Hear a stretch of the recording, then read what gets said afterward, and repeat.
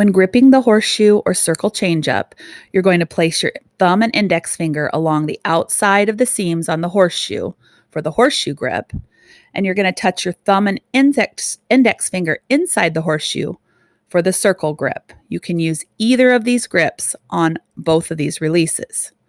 The first is the over-the-top release. What slows the ball down when we throw a horseshoe or circle changeup is that when you come in, your hand should be on top of the ball. In this first release, you can see that the pitcher is simply dropping the ball out the bottom of her hand to slow the ball down. Try it without a circle first, and then try adding a circle. Make sure you pause behind your leg and check that your hand is on top of the ball, that your thumb is close to your leg, and then release the ball straight out to your catcher. You can see that with all of these pitchers, when they're pausing, their fingers are pointing down towards the ground and their hand is on top of the ball.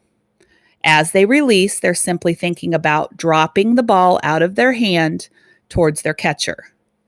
This again is what takes speed away from the horseshoe or the circle change.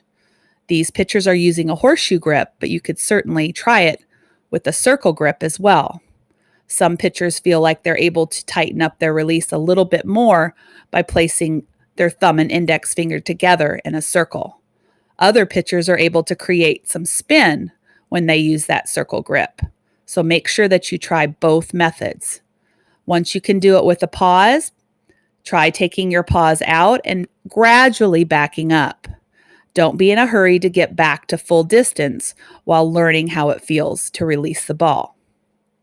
The second way is you can come around the top of the ball. So you're entering into your release the exact same way, but instead of going forward and dropping it out of your hand, you're pulling around the seams on the ball. Notice how when this pitcher's finishing, she's finishing towards her front leg or hip. And when you do this consistently well, a lot of you will see a curveball type spin and a slight break to your glove side. Make sure that you just use your wrist and fingers to turn the ball. We do not want the arm to get away from the body when throwing this type of changeup. It's simply a wrist and finger move to create that spin and also keep the ball slowed down.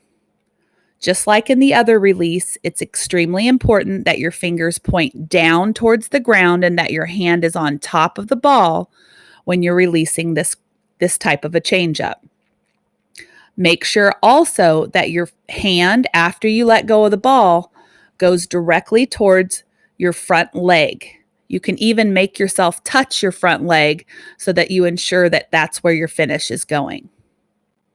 Again, once you're able to do things correctly, you can back up and try it from a little farther back. These pitchers are kind of mixing, either coming straight over the top or coming around the ball.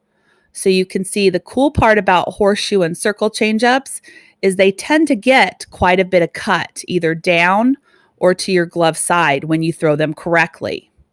Again, the biggest key is to make sure you're on top of the ball when you throw it. When you watch this changeup in action, it's one of the types of changeups that gets the most movement. So you can see that the bottom falls out for this pitcher when she throws it against hitters. So give these a try. Again, try both releases. Remember, the key point is stay on top of the ball.